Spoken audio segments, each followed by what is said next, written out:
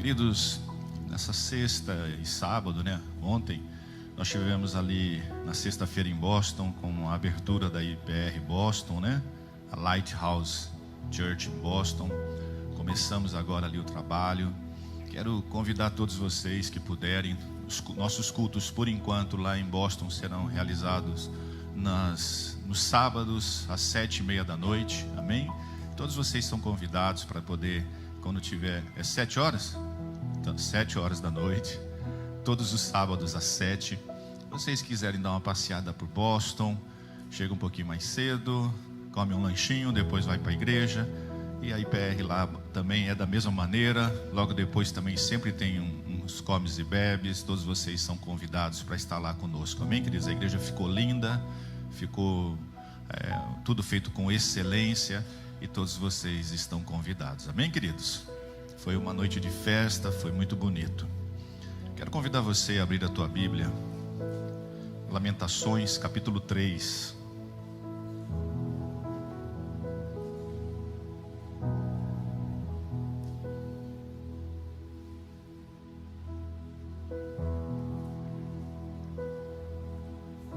Você algum dia se sentiu no mais profundo de um poço,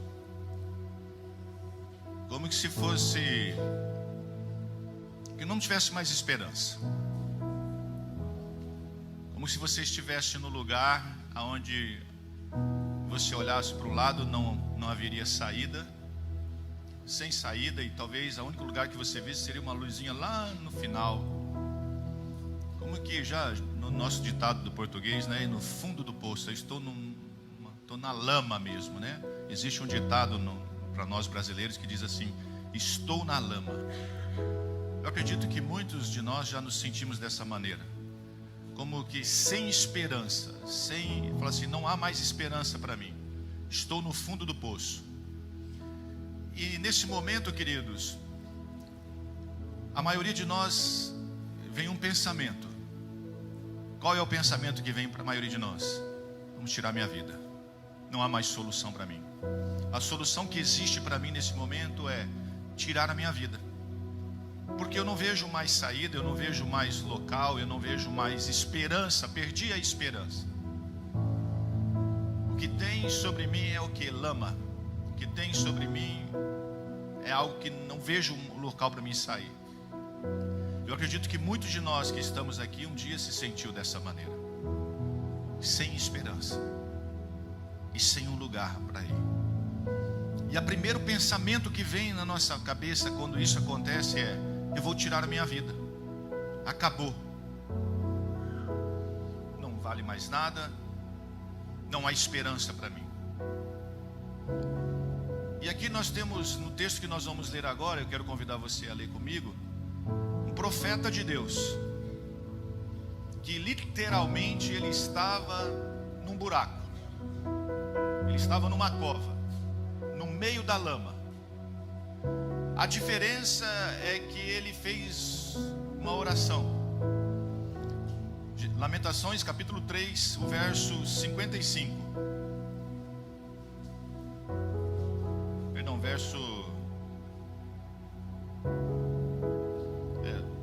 Lamentações capítulo 3, Lamentações capítulo 3, verso 53. Para me destruírem, lançaram-me na cova e atiraram pedras sobre mim. As águas correram sobre a minha cabeça. Então disse: estou perdido. Verso 55. Da mais profunda cova, Senhor, invoquei o teu nome. Ouviste a minha voz. Não escondas o ouvido aos meus lamentos, ao meu clamor. Verso 57. De mim te aproximastes no dia em que te invoquei e dissestes: não temas. No dia em que de mim verso 57. De mim te aproximastes no dia em que te invoquei e dissestes: não temas. Aqui nós temos o profeta Jeremias, que foi lançado numa cova, jogaram pedras sobre ele ele estava ali afundado, sem esperança, e o que ele via era a morte. O que ele via era, o final dele era morte. E aqui a diferença é que, aqui se nós observarmos um texto, ele diz assim, olha, estou perdido. O que significa estou perdido? Não tem solução. Aqui a única coisa que existe para mim é uma palavra, morte. Eu vou morrer. Observem, um profeta lançado numa cisterna, lançado numa cova, cheio de água, e não bastasse lançaram pedras sobre ele. E naquele momento ele disse, eu vou morrer. Estou perdido, não tem solução. A diferença é que aqui a palavra diz que ele fez o quê? Ele invocou o nome de quem? Do Senhor. E quando ele invocou o nome do Senhor, o que aconteceu? O Senhor vem até ele. Queridos, talvez hoje você entrou aqui como o último dia de esperança para você, um momento de esperança para você. A palavra que o Senhor tem para você nessa manhã é: não temas. Não temas. Porque a diferença aqui do profeta é: Senhor, eu preciso do Senhor. Agora, quem foi Jeremias, queridos? Jeremias, ele foi profeta com 20 anos, quando ele recebeu um chamado para ser profeta. Ele vem de uma família sacerdotal. O seu pai era sacerdote, o seu avô era sacerdote. E qual que era a função de um sacerdote?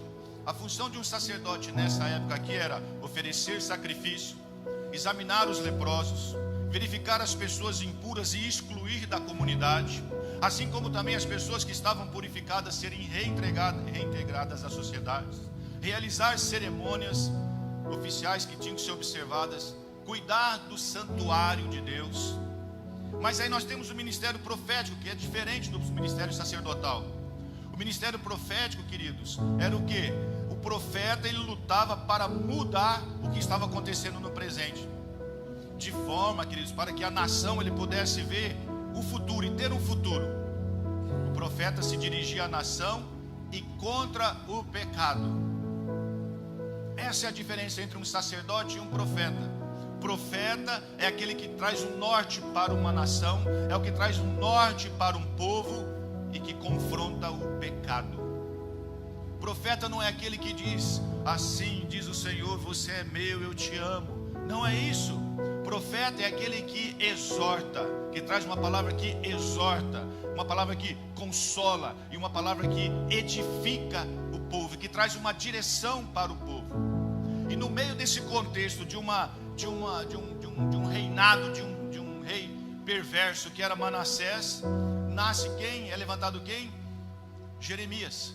E esse Manassés, queridos, ele era um rei sobre Judá, um dos reis mais cruéis que existiu naquela época, e que era um homem idólatra, e a nação de Judá estava vivendo uma idolatria tremenda, a ponto de que crianças eram sacrificadas para os ídolos. E a lei que existia, a lei de Moisés, ela era desprezada, era deixada de lado. O povo esqueceu da lei, o povo esqueceu de Deus. E o rei que existia naquela época era um rei idólatra, um rei que matava as crianças em oferecido a ídolos. E no meio disso tudo nasce quem? É levantado quem? Jeremias, um profeta para as nações, que diz o Senhor, mas que nunca saiu daquela nação. Um profeta que ia contra o pecado daquela nação. Ser profeta, queridos, é ir contra um sistema. Ser profeta é ir contra o pecado. Ser profeta é ir contra aqueles que dizem assim: não tem problema não. Não tem problema não. Ser profeta é ir contra essa palavra. Porque hoje tudo se tornou normal. Hoje, quando nós olhamos para a palavra, vem aqueles que dizem assim: o tempo mudou. Não é mais esse tempo. Nós estamos vivendo em uma outra cultura.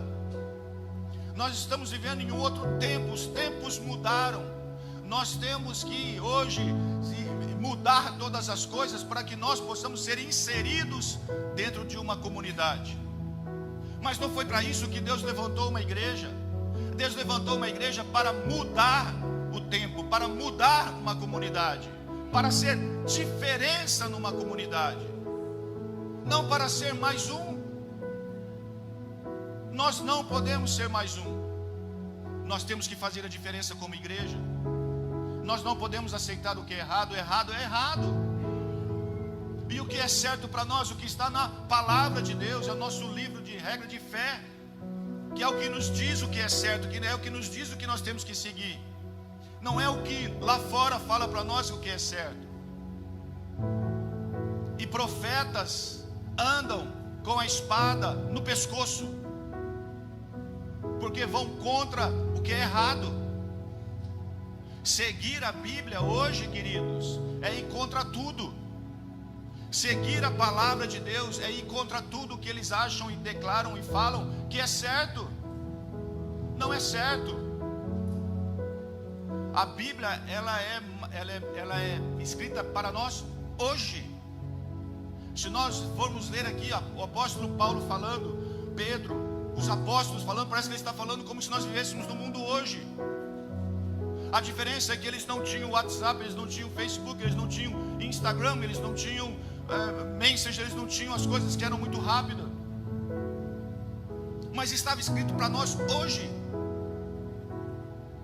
E nesses dias, queridos, o que tem faltado no nosso meio são profetas. O que tem faltado para nós nesses dias são Jeremias, homens que andam com a espada no pescoço, por falar a verdade, por não aceitar o que é erro. E por falar a verdade, queridos, nós somos colocados de lado. E por falar a verdade, nós somos rejeitados. E por falar a verdade, nós somos, queridos, colocados afastados da sociedade. Mas o que é certo? Certo é crer na palavra de Deus e obedecer a palavra de Deus. Não importa se o rei está matando crianças. Não importa se o rei aqui matava as crianças. Entenderam o que eu estou falando? Sim ou não? Jeremias levantou e falou: está errado. Não é porque o rei mata a criança que eu vou ser conivente. Eu tenho que ir contra o que é errado. A igreja tem que ir contra o que é errado. E por isso, querido, por eles levantar e falar a verdade, e ir contra o governo, e contra o que eles achavam que era certo, ele foi jogado dentro de uma cisterna para ser morto. E aqui ele diz assim, o verso 57: de mim te aproximastes no dia em que te invoquei e dissestes: não tenha medo. Não tenha medo. Verso 58: pleiteaste, Senhor, a causa da minha alma, remiste a minha vida. Viste, Senhor, a injustiça que me fizeram e julga a minha causa. É necessário nesses últimos dias que a nossa igreja venha a ser uma igreja que ande no profético. Vou mudar para ver se vocês conseguem entender. Mudar. É necessário que essa igreja tenha no nosso meio profetas, homens e mulheres que andem com a faca no pescoço, mas que não tenham medo, que levante as mãos e profetizem contra o erro, que profetizem contra o pecado, que mudem a situação. Amados, hoje, na hora que terminar o culto aqui, nós vamos ali para o templo novo das crianças. Adquirimos aquilo ali para ser totalmente dedicado às crianças, os adolescentes, Ministério de Inclusão, pré-adolescentes. Vocês vão lá, vocês vão ver que coisa linda que é aquele prédio, o tamanho daquele prédio. E depois, quando estiver aqui, nós vamos mostrar para vocês o projeto de que nós queremos fazer para as crianças. É um prédio grande, né? Quer dizer, eu creio que é grande, para investir para as crianças. Algumas pessoas acham isso loucura, porque poderíamos ter pego tudo isso e investido somente para um templo maior para nós. Mas nós temos que entender o porquê nós somos chamados. Hoje, queridos, o rei tem investido nas nossas crianças, para mudar a cabeça das nossas crianças.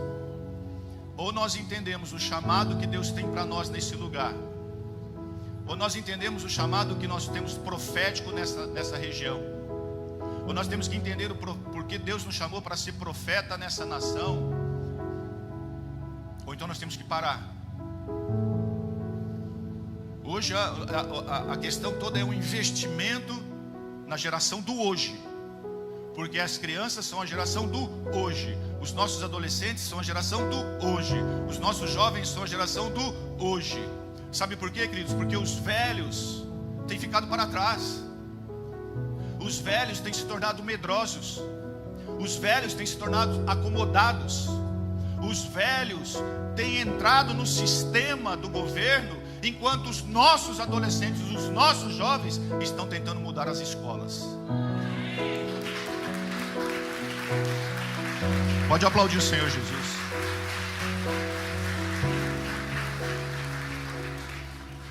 Ou nós entendemos o nosso chamado de ensinar a palavra de Deus, ou nós entendemos o chamado de Deus de ensinar a palavra aos corações das crianças, para que quando ela for grande não se desviar deles. Talvez alguns vêm, recebem a palavra, crescem aqui na palavra, eles podem desviar, mas chega uma hora que eles vão lembrar do que foi ensinado ao coraçãozinho deles, e eles vão dizer assim: eu preciso voltar, porque é lá que tem o meu alimento, é lá que tem minha segurança, é lá que tem a minha paz, é lá que tem o abraço. É isso, amados. É isso. Hoje, o que mais se tem, o que mais o povo procura, é lugar onde ensina a ganhar dinheiro. Você quer conhecer o coração dos homens? Vê esses que falam sobre coach. Todos estão lá como? Querendo o quê? Aprender como ganhar dinheiro. Por que não passam 12 horas no lugar aprendendo a como se converter, como escutar a palavra, como receber palavra profética, como receber exortação? Quer ser rico? Invista no reino de Deus. É crianças que estão precisando, missionários espalhados na face da terra. É isso. Sabe por quê, queridos? Porque corremos o risco de chegar um dia diante do Senhor e falar assim, Jesus fala assim: te conheço não. Como o Senhor me conhece? Em teu nome eu profetizei, em teu nome eu falei. Te conheço não, rapaz. Como o Senhor não me conhece? Conheço não. Eu tive fome e não me deste de, tive frio e não me destes de. Vocês conhecem esse texto? Não. Estive preso e não me visitaste, estive enfermo e não me visitastes. Senhor, mas eu participei de tantas pregações de pessoas me ensinando a ganhar dinheiro. Valeu alguma coisa? Quer ser rico? Invista no reino de Deus. Hoje eu estou que estou.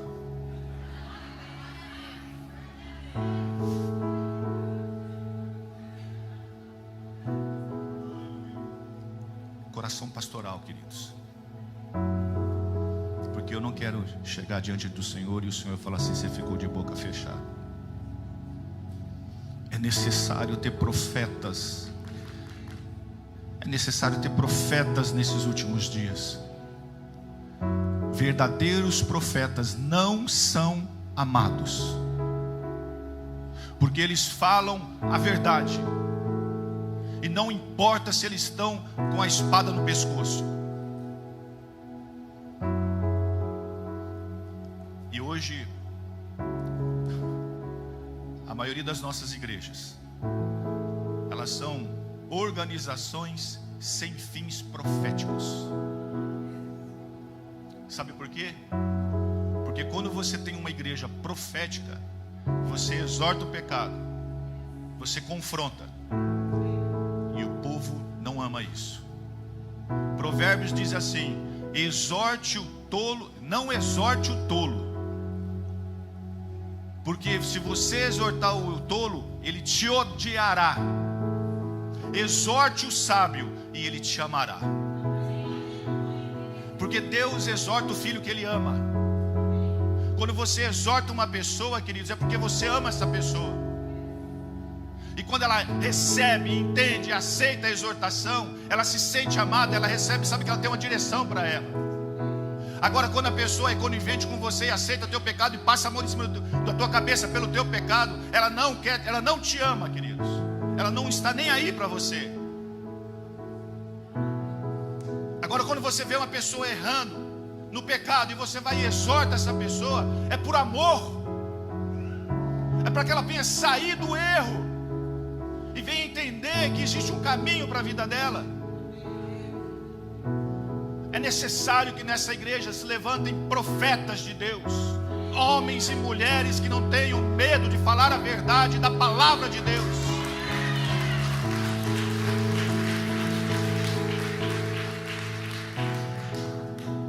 O mais importante, queridos, não é um sucesso, mas sim a fidelidade.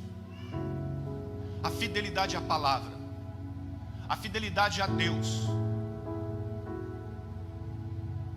Porque se nós formos fiéis a Deus, nós vamos obedecer a palavra de Deus.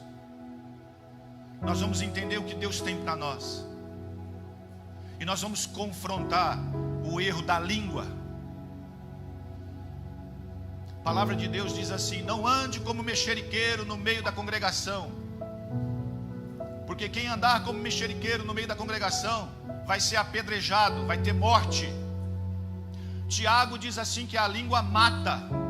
Sabe por que a língua mata? Porque lá em Levítico diz que aquele que andasse como fofoqueiro no meio da congregação seria apedrejado.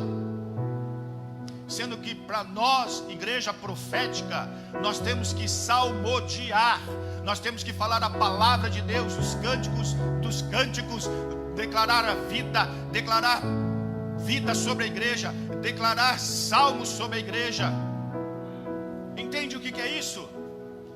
Não é lançar vida de morte sobre os nossos irmãos, mas vida. Por favor, igreja, que nós venhamos ser uma igreja profética. Provérbios capítulo 29, verso 18. Diz assim, Provérbios 29, 18: não havendo profecia, o povo perece. Ou outra tradução diz assim: o povo se corrompe. Por quê? Por que se não haver profecia o povo perece? Por que se não haver profecia o povo corrompe? Porque a profecia confronta o erro. Porque a profecia mostra para as pessoas, para a igreja, o que está de errado. Se as pessoas começarem a profetizar para você só coisa boa, se as profecias que você começar a receber do profeta é só coisa boa, cai fora, está errado. Não está sendo Deus, está sendo o homem ou o diabo que está sendo usado. Porque a verdadeira profecia, se você ler, vai ler Joel, Ageu, Malaquias, vai ver os profetas. A primeira coisa que o profeta fazia era arrebentar o povo. Chamava eles de ladrão. Vocês têm roubado. É só ler. E ela fazia 3 coisas: exortava, consolava e edificava. 3 coisas. Agora, se só edifica,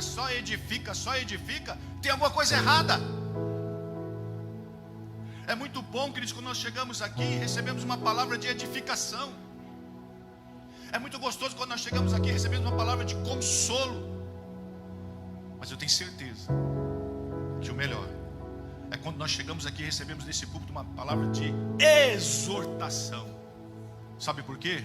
Porque aí Deus está mostrando que ama essa igreja. Sinta-se amado. Sinta-se amado. Em nome de Jesus, que essa igreja venha a ser uma igreja profética. Que você venha a ser um profeta levantado para essa última geração. Que você venha olhar, queridos, aquilo que Deus está fazendo no nosso meio. Que hoje, a hora que você entrar naquele prédio, por favor, não saia daqui sem entrar naquele prédio, levantar as mãos e declarar assim: Senhor, eu abençoo esse lugar, eu abençoo esse lugar. Que nesse lugar as crianças venham receber a Tua palavra. Senhor, que aqui o Senhor venha levantar uma geração de profetas para mudar essa geração. Ai. E comece também a declarar: Senhor, levanta mantenedores para que consigamos pagar esse lugar, em nome de Jesus. Ah, Deus, tá bom? Você vai fazer isso. Glória a Deus. Igual eu falava com Deus, né? Lavorando, contei aqui, acho que domingo passado. Depois que assinou o contrato lá, eu falei assim: Deus, agora o Senhor tem que entrar no negócio. Não que o Senhor não entrou, o Senhor já está no negócio, né, Deus? O Senhor sabe, né? Mas agora é sério, hein? Agora o negócio ficou sério, agora é hora de seriedade. Por favor, não vá para casa sem passar naquele lugar, sem ver aquele lugar, sem sentir aquele lugar. Se você tem filhos aqui sendo ministrado, faça isso com amor. Se você ainda não tem filhos, vai lá e declara: Senhor, meu filho vai estar aqui. Se você ver, os adolescentes estão aqui no refeitório adorando a Deus. Estão ali. Se você chegar aqui no sábado, na sexta-feira, tem o BTF adorando a Deus. Se você estivesse lá ontem, quem foi lá ontem, quem ministrou foi, na sexta foi o BTF, né? Sexta quem ministrou louvor foi o BTF. Ontem também foi, né? BTF junto com os adolescentes. BTF com os adolescentes ministrando louvor na igreja de Boston. Sabe de onde eles saíram, queridos? Das crianças. Das crianças que foram para os pré-adolescentes, que foram para os adolescentes e hoje estão com os jovens, então jovens com os adolescentes ministrando na igreja que abriu em Boston. Será que vale a pena investir nas crianças? Vale a pena? E olha, você pode ter certeza que o inferno não está feliz com isso. Você pode ter certeza, queridos. Agora nós estamos preocupados? Não. Nós estamos preocupados com o que Deus está pensando. Joel capítulo 2, verso 28.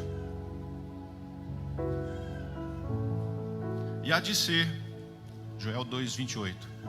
E há de ser que depois derramarei o meu espírito sobre toda a carne.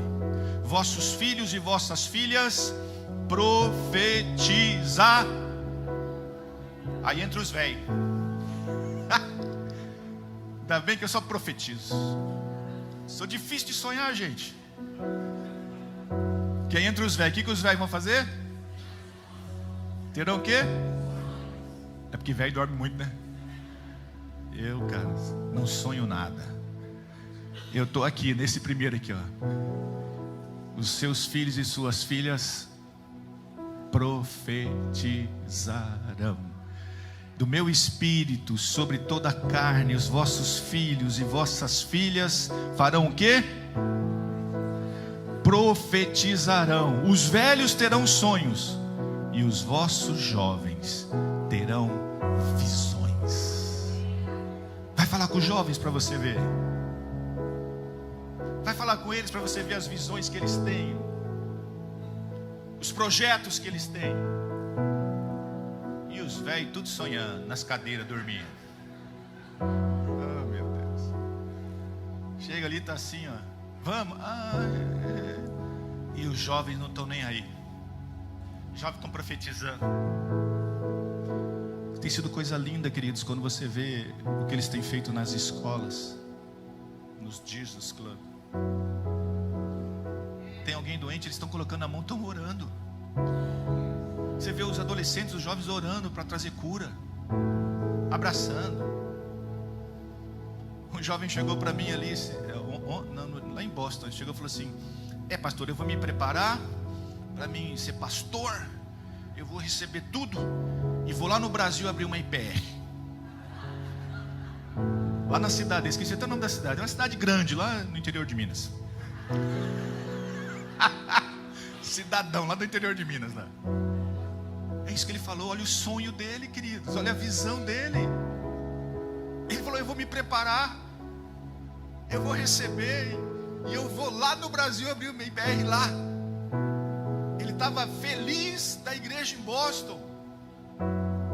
Os velhos ficou tudo aqui, não foi para Boston. Os jovens estavam tudo lá. Os velhos tudo dormindo. Os velhos tudo.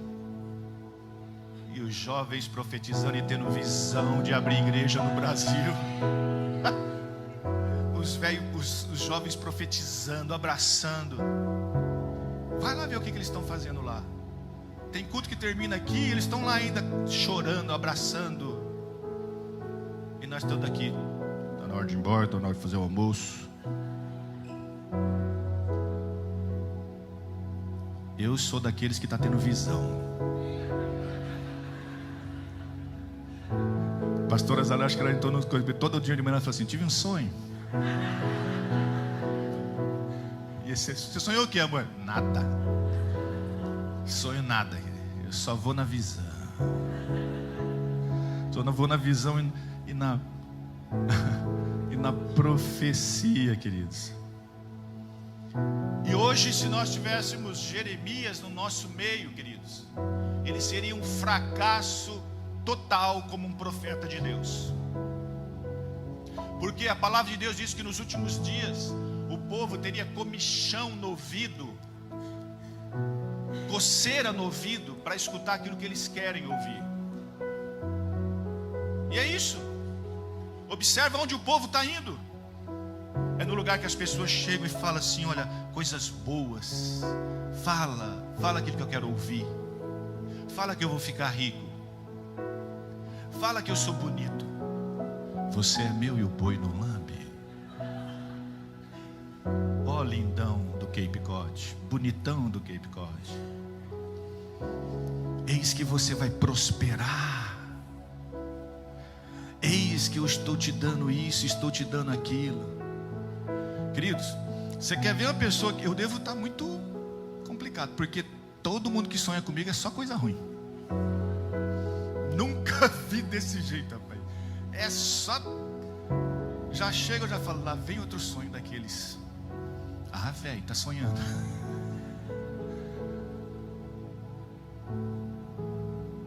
Jeremias, queridos, ele pregou para as mesmas pessoas por mais de 40 anos. 40 anos pregando para as mesmas pessoas. 40 anos profetizando para as mesmas pessoas. 40 anos exortando as mesmas pessoas.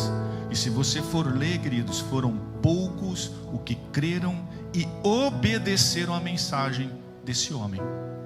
Um profeta de Deus levantado naquele momento. Um profeta de Deus levantado no momento que a nação estava no maior pecado, na idolatria. Ele se levanta e começa a ir contra aquilo ali. Quando as pessoas começam a ouvir aquilo que vai contra aquilo que ela quer, amados, eu atendo o casal já há muito tempo. Quando vem uma parte do cônjuge conversar comigo, eu só escuto. Porque quando tem uma briga do casal, se é o marido que vem falar da esposa, ele arrebenta a esposa. A esposa é a pior criatura daquele momento. E vice-versa. É um falando mal do outro. É um querendo matar o outro. Mas aí quando você coloca os dois juntos, a história é outra. A história muda. Não é bem assim. Por quê, queridos? Porque quando um casal, um sozinho, vem conversar com alguém, e isso eu dou um conselho para você: cuidado quando você aconselhar um casal sozinho. uma das partes. Porque o que essa pessoa precisa ouvir, ela precisa ouvir o seguinte: olha, eu estive no pastor e o pastor falou para mim que eu estou certo, então eu posso separar. Ele precisa lançar a culpa para alguém. E eu acho que vocês já escutaram: o pastor falou isso. Eu não estou nem sabendo da história. Meu nome roda aí, ó, e eu nem estou sabendo. Então as pessoas, quando eles vêm conversar, eles precisam que alguém fale aquilo que ele quer ouvir. Ele precisa ter alguém que o apoiou a fazer a coisa errada. Agora, quando eu tenho o meu coração que eu gosto de fazer a coisa errada, e chega alguém e me confronta com o meu erro, o que eu faço? Eu vou contra essa pessoa. Eu não aceito o que essa pessoa está falando. Por quê? Porque vai contra aquilo que eu estou fazendo, que eu acho que é certo. Eu preciso de alguém que chegue para mim e fale: o que você está fazendo é certo. E esse povo aqui, queridos, estava tranquilo. É o que eles queriam. Eles queriam viver na idolatria, eles queriam viver na prostituição, eles queriam viver no adultério, eles queriam viver na festa. E de repente levanta alguém e fala: vocês estão errados. Não, mas a lei de Moisés é muito pesada para nós. Nós não queremos seguir a lei de Moisés, porque a lei de Moisés diz que se eu fizer isso daqui eu vou morrer. Mas aí aparece um rei que diz assim: não, você só sacrifica uma criança aqui que está tudo bem. Nós podemos fazer as coisas erradas que está tudo bem. Não, então é melhor eu seguir esse rei aqui, porque ele é um rei e eu vou obedecê-lo.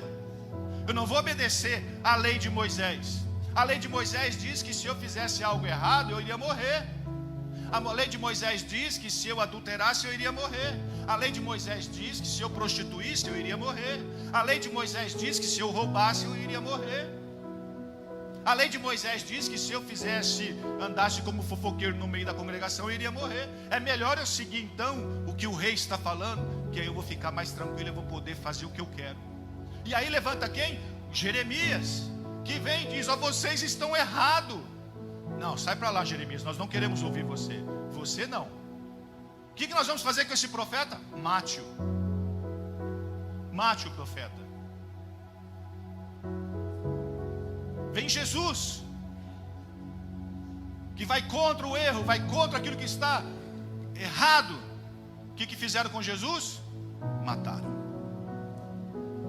E eu tenho uma pergunta para você.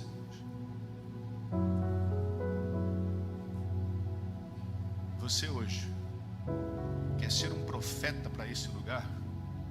Você está disposto a andar com uma espada no pescoço? Mas não aceitar, queridos, o sistema, mas aceitar o que a palavra de Deus diz. Não importa se você está no fundo do poço, não importa se você está na lama. A palavra para você hoje é: não temas. Porque hoje, se você clamar pelo Senhor, Ele virá, pegará na tua mão e vai tirar você desse fundo de poço. O Ministério de Louvor já pode subir, por favor.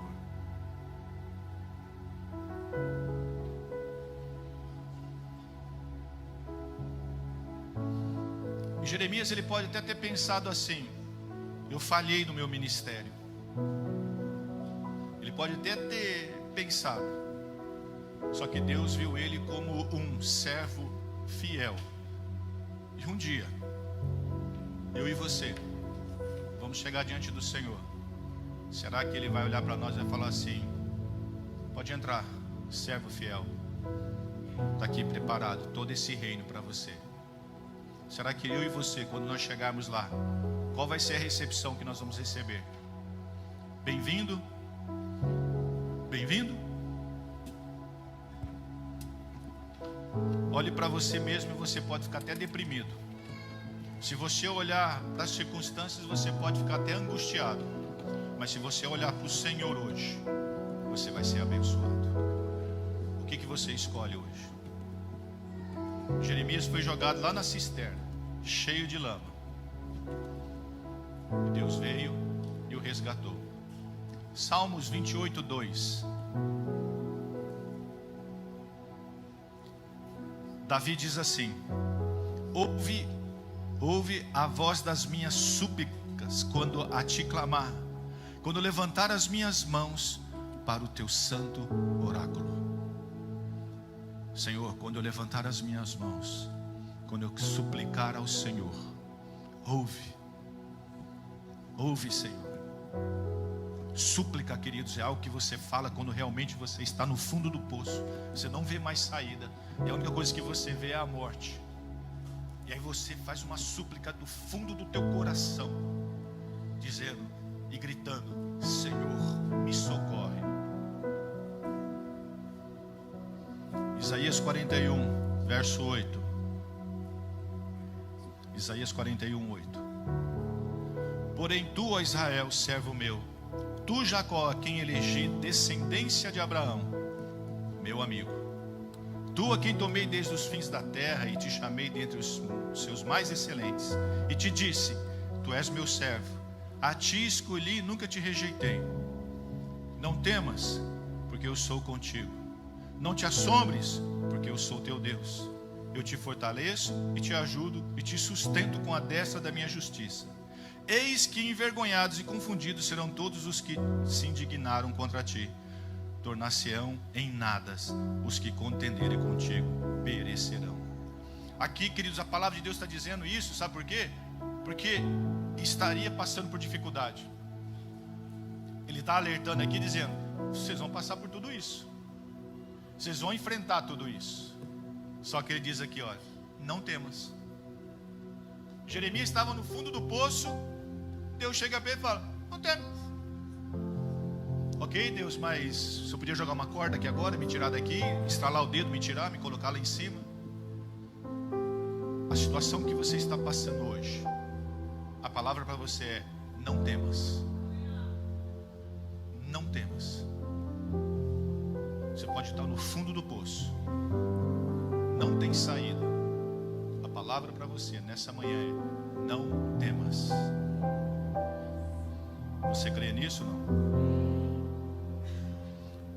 Isaías, queridos, 43:1 diz assim: mas agora assim diz o Senhor que te criou, a Jacó, e que te formou, Israel: não temas, porque eu te remi, chamei-te pelo teu nome, tu és meu. Quando você passar pela água, eu estarei contigo. Quando pelos rios, eles não te submergirão. Quando passar pelo fogo, não te queimarás, nem chama arderá em ti, porque eu sou o Senhor teu Deus, o Santo de Israel, teu Salvador. Queridos, Isaías ele fala assim: quando passares, significa que nós vamos então passar por tudo isso, mas o Senhor estará contigo. Ele não está falando assim: você não vai passar, você vai passar. Você vai passar por tudo isso, mas não temas, porque eu estarei contigo. Sabe o que Isaías estava falando? Falando assim, que ele estará conosco. Ele diz assim, ó: quando tentarem te matar com mentiras, ele está contigo. Quando passar por enfermidades, ele estará contigo. Quando passar por lutas financeiras, ele estará contigo. Quando passarem pelas traições, ele estará contigo. Quando passar por problemas familiares, ele estará contigo. Aleluia. Quando passar pelas vitórias, ele estará contigo. Amém. Quando passar pelas depressões, ele estará contigo. Amém. Quando passar pelas injúrias, ele estará contigo. Quando você passar por perdas, ele estará com você. Amém. Significa, queridos, que em todas as situações, Deus estará contigo e dizendo assim: não temas, eu estou contigo. Aleluia. Em todas as situações.